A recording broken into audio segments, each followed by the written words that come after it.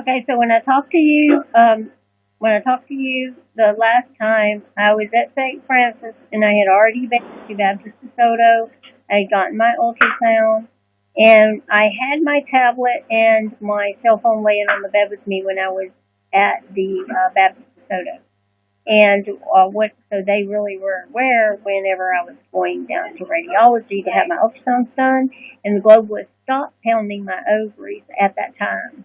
And what they did was they quit, and the medication kicked in at the same time they had given me for pain, and everything was great. I mean, I felt so great when everything ended. And then after that, I went back to my room. They discharged me because I had mentioned the Globalist, or because the ambulance driver had seen my YouTube site, and the doctor came in and said something about Naomi's story on my YouTube, whatever. They wanted me to go to St. Francis, which I did. And when I was over there, I was having some mild cramping, and I went ahead and I made you that video while I was over there. That was the first video. So I'll make a better one later. But at the time, that's what I had available, and I made that for you. And then I went, St. Francis decided, I needed to go to mobile crisis unit. They needed to call them out for me to go to the crisis center because I didn't have insurance, so I had to go to a different facility.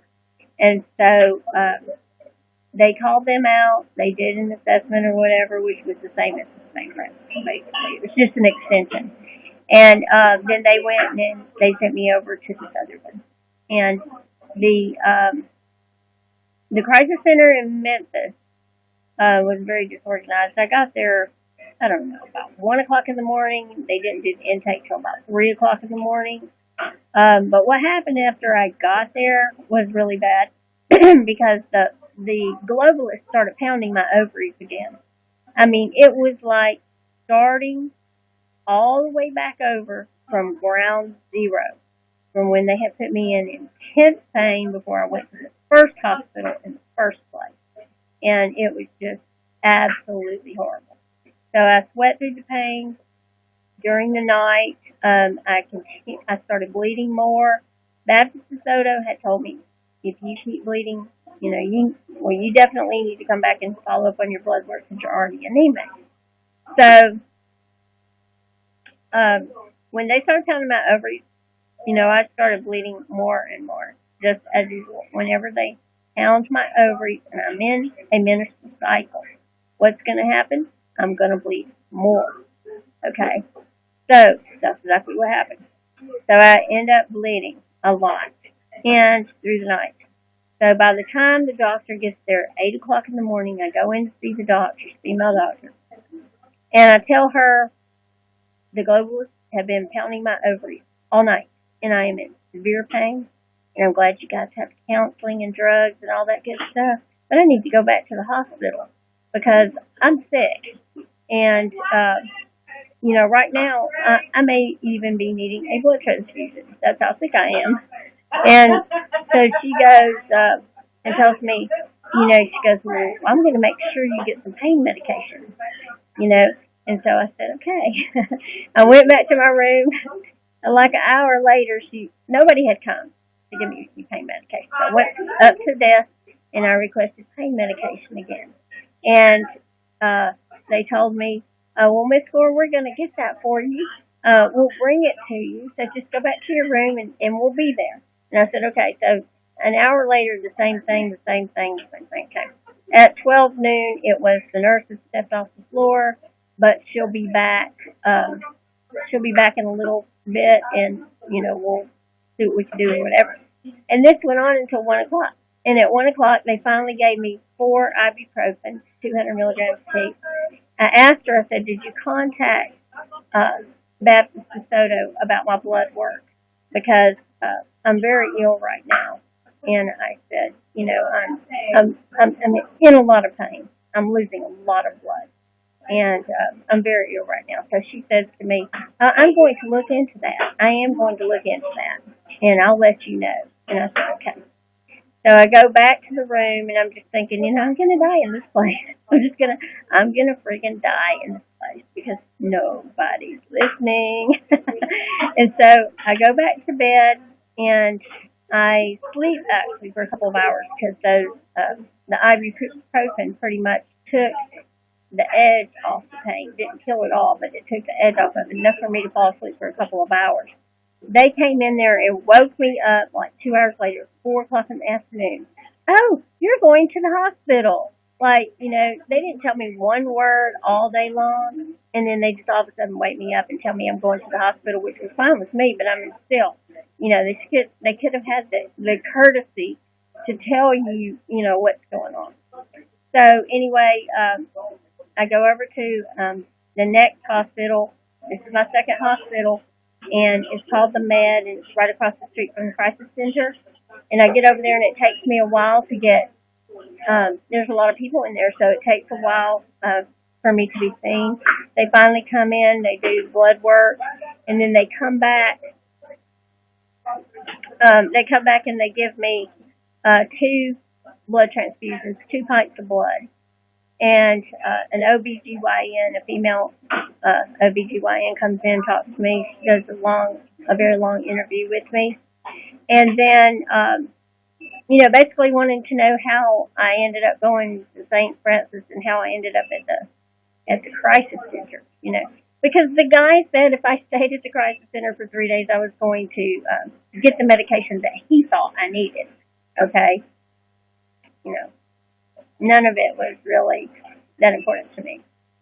So anyway, the OBGYN, she scheduled me for a DNC. She said she wanted to scrape off my uterine wall, and that she also wanted to biopsy a cyst that she found on the back of my cervix.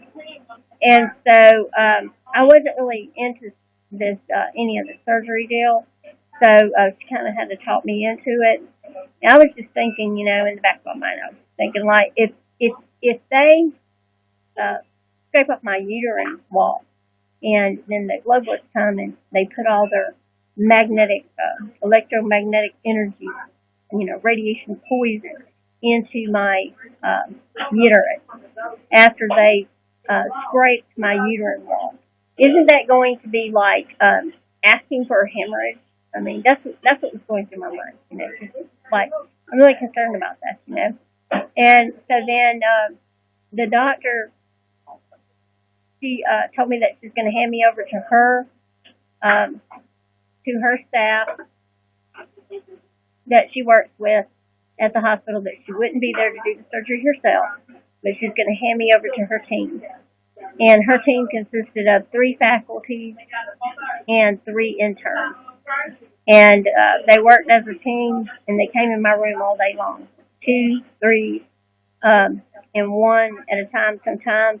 And they were pretty much talking to me about how Western medicine is important at times, And, because basically I let them know that I was into alternative medicine and that I don't really believe in all of their invasive procedures and their surgeries. So they came in, they talked to me all day. They put their heads together, and they did listen to me about what I was telling them about the globalists, the electromagnetic energy, the radiation. I told them it's all over the internet. All you have to do is go look. It's on there. It's not something that I made up. And so evidently, maybe they did. I don't know, because they took it pretty seriously. And so they came back and they canceled the DNC surgery, which I was so glad. And they said that they maybe should rather control the bleeding. That was the most important thing. And that they would do that with the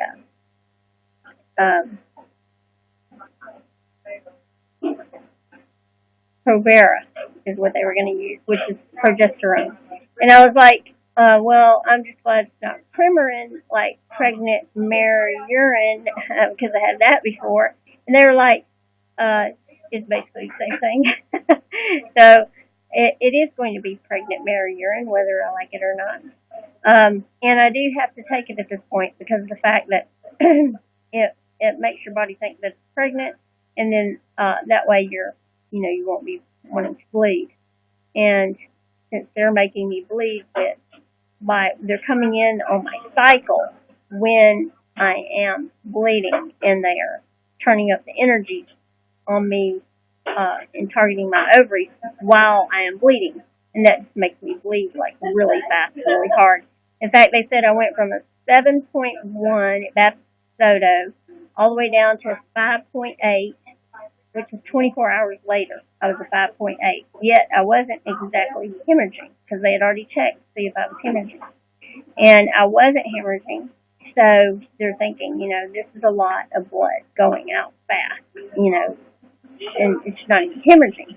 And they're like, you could actually, you could actually just be alone and be bleeding like that, and you could actually just die, And I sort of figured that. I thought I was going to die over there at that stupid crisis center. That just, I don't know what you want to call that place, but it was bad. So anyway, they talked me into. They first asked me if they could do an endometrial biopsy. They said that's what they wanted to do to rule out cancer of the uterus. And I said, no, thank you. That's okay. You guys can keep that. And they said, well, they wanted to talk me into it. It was very necessary. They just at least want to rule that out, and how, not that bad. And I told them the only way I'm going to do that is if you bring me a very strong pain medication before the procedure. So they promised to do that. They did it. They brought me morphine and injected morphine into my IV before the procedure was done. So that really helped because I sort of melted when they put that in there. And I got through it. And they told me the intern would be doing the procedure, and the faculty, the staff member, the female doctor would be guiding him as to what to do. And that made me a little bit nervous, but it went very smoothly. But I was nervous about it, of course. Even with the morphine, I was still a bit nervous about it. And the thing about it is that they were talking about if we poke a hole in your uterus, and then we're going to have to take surgery, whatever. I was like, no, I want to keep all my parts, okay? I want to make that clear to you guys. I want to keep all my parts. So how about let's don't do that. So anyway, everything went okay. And so I got out of there, and I go back to the crisis center. Get back to the crisis center. The first thing I do that night, I didn't get out of the hospital until like 8 o'clock that night. And I gave them my medication list at the desk. The next morning, I followed up, and I went to the desk, and I said, do you have my medication list? I wanted to find out if the doctor was able to see my medication list from the hospital. And so whoever, the assistant to the doctor, I don't know who she was exactly. She didn't wear a badge. None of them wore badges of any kind. She said to me, the doctor has not seen your list yet. Well, we haven't found it yet. We're looking for it, and we're going to look into it, and we'll let you know. I said, okay. So went back to my room, and I checked back with them a couple hours later. I said, did the doctor ever see my medication list? And she got really, she starts saying to me, Miss Gore, I told you the doctor had already seen your medication list, and we're looking for your discharge orders, and I was just like, that's not what you told me, And so then I told them they were rude. I said, every time I ask you guys a question, you're rude. And I said, it doesn't matter who I talk to around here, you're rude. And that's just it. And I walked off, and I went to my room. They came back, and they said, the doctor came back in there, and she said, I'm going to give you some anxiety medication, Miss Gore. I told them, bring it on. If I have to live with you guys one more day is what I was thinking. You go ahead and bring it on. And they did. They gave me about 6 tablets of anti-anxiety medication in just a few hours apart here, a few hours apart there. They doped me up for that one day, and I slept. The next day I got out, and I ended up going over to, I didn't take their medicine the next day. I spit it in the toilet. I hid it under my tongue, spit it in the toilet. because I didn't want to be all groggy.